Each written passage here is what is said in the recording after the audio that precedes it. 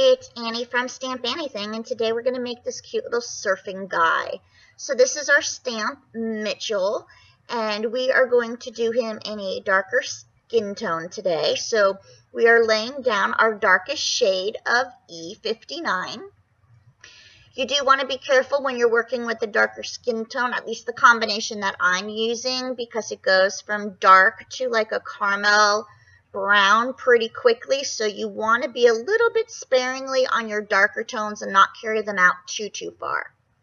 So next we're going to use our E57, and we're just going to blend over the ones that we just did. And again, it's just to start blending out these darker colors so that they will go into a lighter textured brown as we get into it. And next we're going to be adding our E37. And there's not a big difference in the change of these three colors. So you don't want to carry it out too far, but you want to be where your shadows are going to be in the darkest areas. And then it's all going to get pulled through with your next two colors. So now we're moving on to our E35. And now you'll be able to start seeing where that caramel-y color starts to come in. I love this color on here. And just blending it out. And now you're really starting to get a really cute dark skin tone that has nice contrast with your shadowing and the different shades of your E markers. So we're just coloring over the last areas what we did and then slightly blending it out further. And our final color is our E33. I'm just going to fill in the rest of the body part and blend out those areas and make it a little bit of a smoother transition. Normally I go over my skin 2 times, but for the purpose of this video, I didn't go over twice on the body, but I did on the face, only because the face has a larger area and the blend is not as smooth on larger areas when you're working with the darker tones. So now we're going to move on to his face. Same color combination and same technique, starting with our darkest color of E59 and just placing it very sparingly in the darkest areas of where we think the shadow would be, and that would be casting down underneath his hair and the little crook of his ear. And then we're going to use our E57 and go over those colors and start expanding it down a little bit further. And again, the face is a bigger area than the body, so the blend on the first round, it's going to actually look like a hot mess, and you're going to be like, oh my god, that does not even look like it's blended well. I can see my lines. But when you do your second color of layer, it blends it better because your paper is now saturated with the marker and it's working together now. So the second layer always blends so much nicer. And again, that's very important on darker skin tones, is it's a little bit more noticeable than lighter skin tones. So now we're using our E35. And we're just blending those lines, trying to get the harshness, but as you can see, you see the line marks of my darker to the lighter color in the last 2 marker combos, but you'll see when we do our second combo that actually fades away. So we're just laying down this E35, and now we're going to go in with our E33 and pretty much fill in the rest of his face. And again, he's going to look blotchy. He's not going to look very well put together. Do not panic. This is your first layer of color, and it will all even out when we do our second layer. And I'm sorry I'm off screen here a little bit. I tried to zoom in, and then I didn't realize I was off screen, but I do fix it as we go along. So again, just laying in that E33. You can see how splotchy it is. totally fine. You're just trying to lay down the color so it can start to activate on the paper. Now we're going to do some cheeks, which is our RV66, and I'm just using it sparingly and on the top portion of his cheeks. And then I go in with RV55, which will now go to the part that curves under the cheekbone, and it just is a lighter pink, and I'm flickering it out into his skin.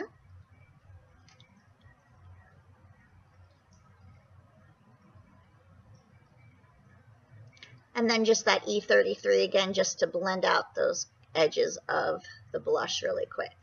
And now we're going to do our second layer. It goes a lot quicker the second time because you already have the color down, the paper is already saturated, and the blends are starting to work. So you just want to repeat what you did. So this is our E57. Again, just pulling down the colors. Our E37, now just really working it to blend a little bit more. And sometimes you have to go over and scrub, I guess I want to say the word is scrub a little bit harder to get those harsh lines to blend together. But when you go over those previous colors, not just on the edge, but on the whole color of what you did, then you really get to see that the blend's taking effect better. So don't just go over the last area of color, but actually go over the whole thing again. So you're bringing all three of your, or all, in this case, all layers of the colors together. And you can see he's not as splotchy because the paper is actually working together now. And now I'm just using the lighter pink, the RV55. I skipped the RV66 because that dark area is already there, and going over it is actually adding on darkness. And then we're just softening up the shade on the edges of that blush. And now you can see he's not splotchy. He has a smoother transition of a face. And even though it looks really, really dark, that's because you only did the skin. Once you add the hair, and we're starting with our T10, we're using our toner grays today.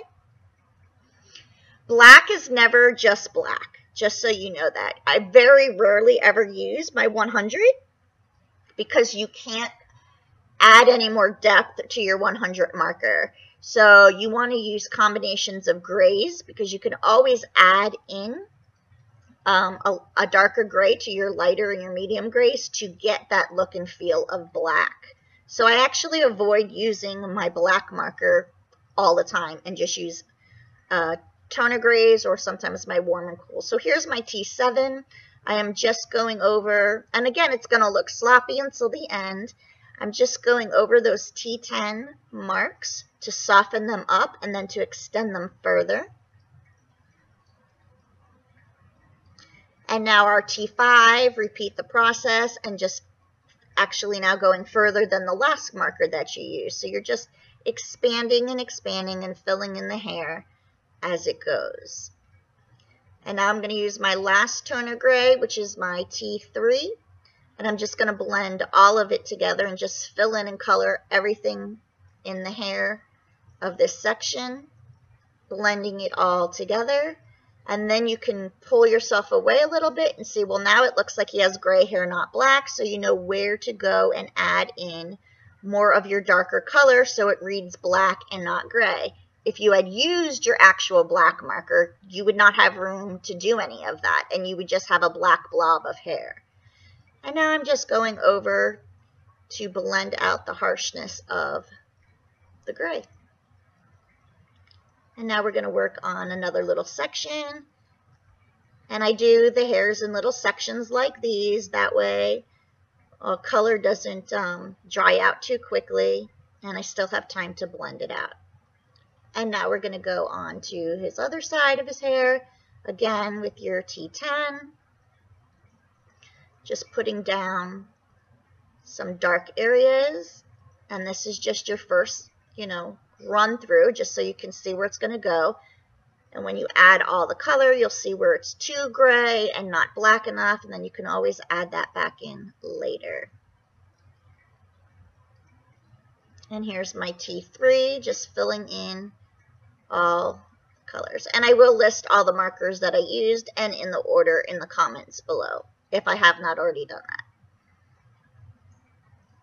And now we're just smoothing it out and adding back our dark colors and blending it so his hair isn't so gray. Okay, and there is his little sideburn area, super small area, so you could just probably even fill it in solids fine. And we're just going to do his tongue really quick, R39. And we want a little bit of contrast there, so R59 into the corner, just so it looks like he has a little shadow in his tongue. Okay, and now we are going to begin his pants. So R39 in our darkest areas. And in the little shadow parts of where we want it to be. R35, you're going to go over that last layer, start blending it out.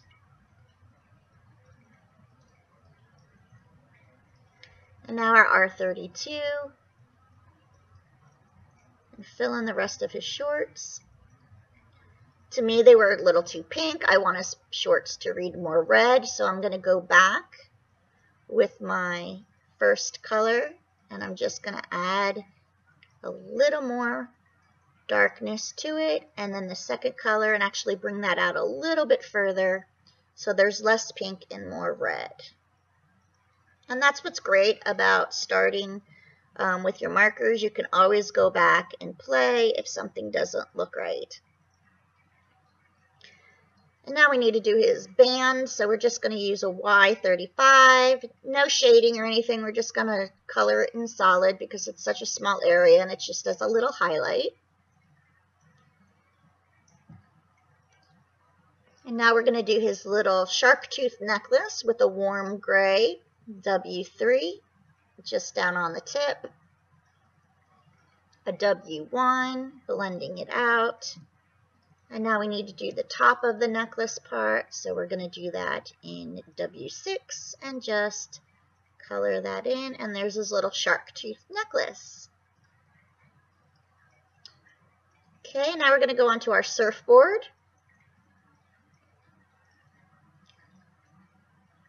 And we are going to start with our darkest color again, which is our R39.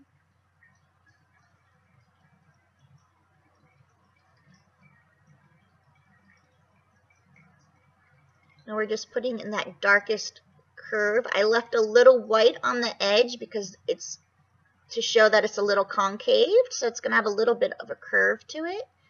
Now our R37, and now our R35, and our R35 is now going to fill in that little white area, so you have a white over the little dark, so it'll read as a little bit of like it's a concave curve on the surfboard, the top part. If you've ever seen a surfboard, you know what I'm talking about with how it curves.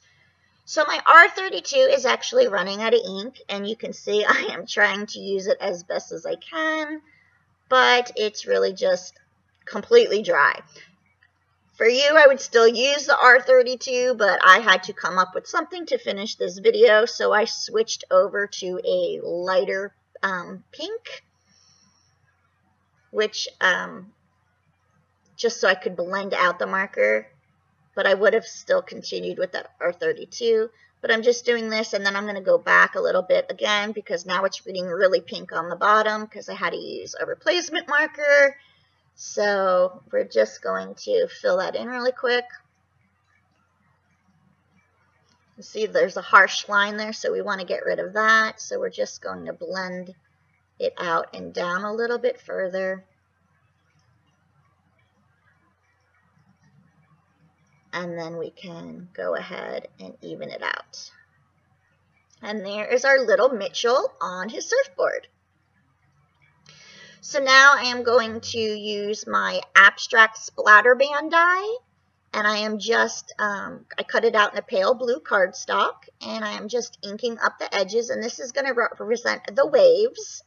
So I cut out 2 of these, and we're going to ink up the top edges on both of them.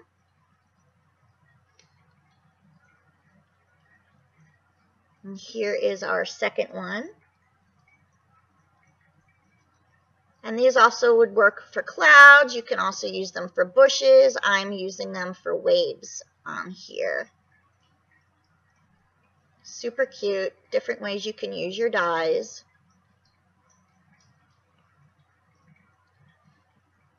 And now I'm going to take my standard A2 card base, and I'm just going to put some glue down. And I cut out a card mat with our quilted card mat die in the same blue as the waves. This card mat die is really cute. It just has a lot of like little pinholes that are like a quilt. It just adds a really cute and fun texture to your cards, so you don't have to always just have a solid, you know, mat on your card. And now I'm going to take my wave bands, and I'm just going to try and figure out the placement of them. I want them to be on the edge, so it looks like the waves are coming off. And then let's see how Mitchell's going to be. Okay, so I'm just going to line this up what I think is going to look nice. And once I have that, I'm going to take the bottom wave and glue this flat down onto my cardstock mat of my card, because this part does not need to have the dimensional part of him surfing the waves. This is the back wave, so I'm gonna lay it down flat.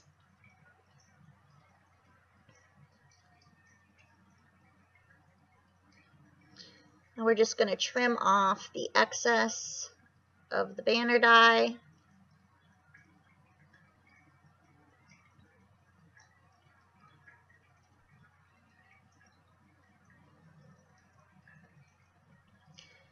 And now we're going to find where we're going to put our second wave.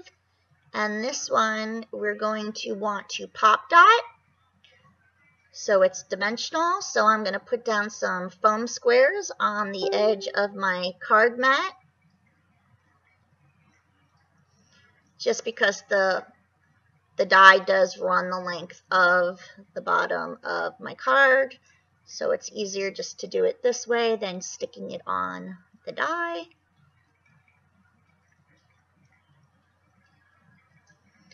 And then we need to see which part of the wave also needs to be pop dotted so it doesn't concave down. So we're just going to eyeball where we want the pop dot on the back of this wave. So we're just going to add a couple more.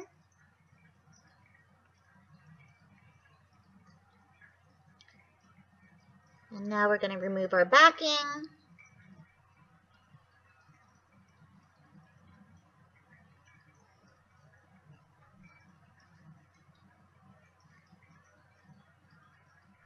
And add here our second wave flushed with the bottom of our card. And again, trim off our excess. And this is just a quick, easy way to make a beach scene, especially if you don't like coloring backgrounds or if you don't feel like stenciling a background. Super cute, and it also gives you dimension because you're going to pop dot the wave and the little surfer boy. So now we're just going to add some foam tape to the back of our colored image. And again, you guys, this is like a speed video. I don't normally color this fast. I don't normally put my cards together this fast. And especially when we're teaching our classes, we go at a pace that suits everybody in the class. This is just for the demo purposes. So, sorry about that. Okay, so now we have our little Mitchell. And I'm just going to fix this one because it's a little too low.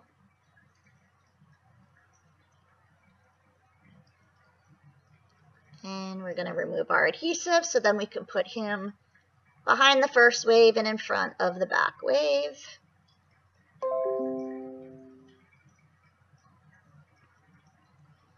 Just gonna push him down where we think he's coming off the wave. Super cute.